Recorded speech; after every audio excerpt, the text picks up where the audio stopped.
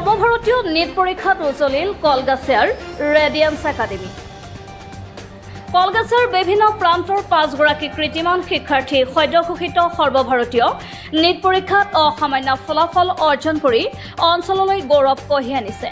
এই সাফল্যৰ বাবে ৰেডিয়েন্স একাডেমীত এক উচ্চমুখৰ পৰিৱেশৰ সৃষ্টি হৈছে। 5 গৰাকী মেধাৱী শিক্ষাৰ্থীৰ সফলতা। নামনি অসমৰ বৰপেটা জিলাৰ অন্যতম কৃতি শিক্ষা প্ৰতিষ্ঠান ৰেডিয়েন্স একাডেমী কলা আৰু বিজ্ঞান শাখাত শৈক্ষিক ক্ষেত্ৰত নিয়মিতভাৱে উল্লেখযোগ্য সফলতা লাভ কৰি আহিছে। এবাৰ নীট পৰীক্ষাত 5 গৰাকী মেধাৱী শিক্ষাৰ্থীয়ে শ্ৰেষ্ঠত্ব প্ৰদৰ্শন কৰি বিদ্যালয়ৰ নাম উজ্বলাইছে। এই কৃতি শিক্ষাৰ্থীসকলৰ নাম আৰু ফলাফল হ'ল আৰিমাৰা গাঁৱৰ মঞ্জুৰুল ইছলাম 630 নম্বৰ অৰ্জন কৰি নীট পৰীক্ষাত এক উল্লেখযোগ্য স্থান লাভ কৰিছে। মঞ্জুৰুল ইছলামৰ এই সাফল্যই তেওঁৰ কঠোৰ পৰিশ্ৰমৰ ফলাফল। শামছুন নেহাৰ 614 নম্বৰ অৰ্জন কৰি তেওঁৰ মেধাৰ প্ৰতিভা দেখুৱাইছে। শামছুনৰ এই ফলাফল বিদ্যালয় আৰু গাঁওবাসীৰ গৌৰৱ বঢ়াইছে। চাহিদা খাতুন 589 নম্বৰ লাভ কৰি চাহিদা খাতুনে প্ৰমাণ কৰিছে যে লক্ষ্য স্থিৰতা আৰু পৰিশ্ৰমৰ দ্বাৰা সকলো সম্ভৱ। নোয়াগাঁৱৰ ছফিউৰ ৰহমান 587 নম্বৰ অৰ্জন কৰি ছফিউৰ ৰহমানেও তেওঁৰ মেধাৰ স্বাক্ষৰ ৰচিছে। নোয়াগাঁৱৰ তাকলিমা খাতুন 580 নম্বৰ লাভ কৰি তাকলিমা খাতুনে শ্ৰেষ্ঠ প্ৰদৰ্শন কৰি বিদ্যালয়ৰ নাম উজ্বলাইছে। এই 5 গৰাকী মেধাৱী শিক্ষাৰ্থীয়ে সুচিকিৎসক হোৱাৰ সপোন পুহি ৰাখিছে। তেওঁলোকৰ এই সাফল্যই বিদ্যালয় আৰু অঞ্চলবাসীৰ বাবে এক বিশেষ গৌৰৱৰ কথা। নীট পৰীক্ষাত এই শিক্ষাৰ্থীসকলৰ সুন্দৰ ফলাফলৰ বাবে আজি ৰেডিয়েন্স একাডেমীৰ কৰ্তৃপক্ষৰ ফালৰ পৰা বিশেষ সম্বৰ্ধনা অনুষ্ঠান আয়োজন কৰা হয়। এই অনুষ্ঠানত বিদ্যালয়ৰ শিক্ষক শিক্ষয়িত্ৰী অভিভাৱক আৰু স্থানীয় গণ্যমান্য লোকসকল উপস্থিত থাকি শিক্ষাৰ্থীসকলক উৎসাহিত কৰে। শিক্ষাৰ্থীসকলৰ এই সফলতাই বিদ্যালয় আৰু অঞ্চলৰ অন্যান্য শিক্ষাৰ্থীসকলকো উচ্চাকাংক্ষা পূৰণৰ দিশে আগুৱাই যোৱাৰ প্ৰেৰণা যোগাব। বহুত ভাল লাগিছে। ৰেডিয়েন্স একাডেমীৰ সকলো শিক্ষক শিক্ষয়িত্ৰী আৰু মোৰ অভিভাৱকক ধন্যবাদ জ্ঞাপন কৰিছোঁ। তেওঁলোকে বহুত ছাপৰ্ট কৰিছিল মোক। ভাল লাগিছে। ইয়াৰ পৰা বেছিকটো হেৰি আছিল, ক্লিয়াৰ হৈ আছিল, সেইকাৰণে অলপ হেল্প হৈছিল, বহুত বেছি হেল্প হৈছিল। টিচাৰ বহুত ভাল লাগিছে ইয়াতে উপস্থিত হৈ টিচাৰসকলৰ লগত মানে লগ কৰি বহুত ভাল লাগিছে। বহুত ছাপৰ্ট কৰিছিলে ইয়াৰে হালিম ছাৰ আৰু লগতে যিমান টিচাৰ আছিলে দীপাংকৰ চৌধুৰী ছাৰ আৰু নাজমুল হক ছাৰ আৰু ইয়াতে থকা আৰু বিভিন্ন টিচাৰসকলে বহুত বেছি ছাপৰ্ট কৰিছে আৰু সহায়ো কৰিছে মোক।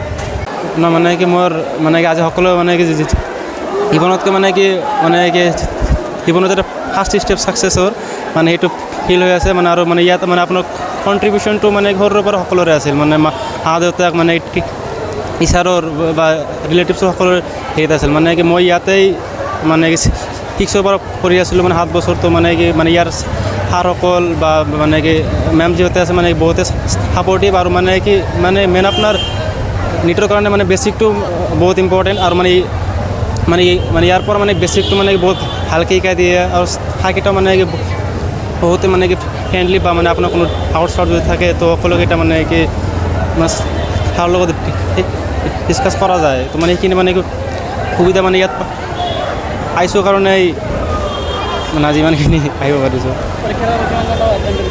মানে মইতো এপ্ৰক্স 10-12 ঘণ্টাকৈ কৰিছোঁ। মানে ভাল অনুভৱ। টিচাৰ্ছসকলে বহুত বেছি ছাপৰ্ট কৰিছে আৰু সাহস দিছে যে পাবা বুলি।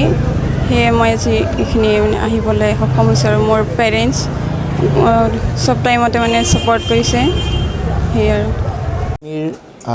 পৰা প্ৰতি নীট এক্সামত বিশেষকৈ সুখ্যাতিৰে আমাৰ ষ্টুডেণ্ট পাছ হৈ আছে, উত্তীৰ্ণ হৈ আছে আৰু এই ক্ষেত্ৰত এই বছৰো সেইটো তাৰ অন্যথা হোৱা নাই। আমাৰ ৰেডিয়েন্সৰ পৰা যিসকলে তেওঁলোকে সুখ্যাতিৰে নীটত তেওঁলোকে উত্তীৰ্ণ হ'ল, সকলোলৈ মনৰ পৰা অন্তৰৰ পৰা তেওঁলোকলৈ আশীৰ্বাদ আমি জ্ঞাপন কৰিলোঁ।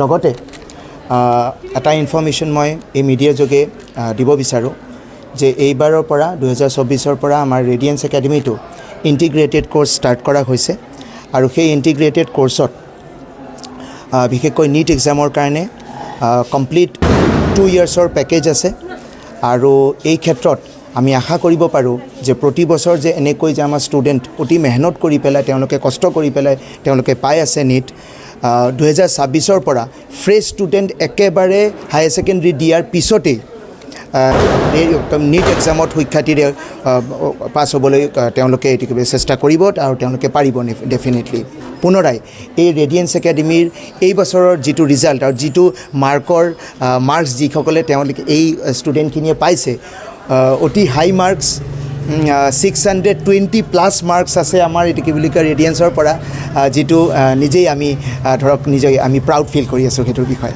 Thank U.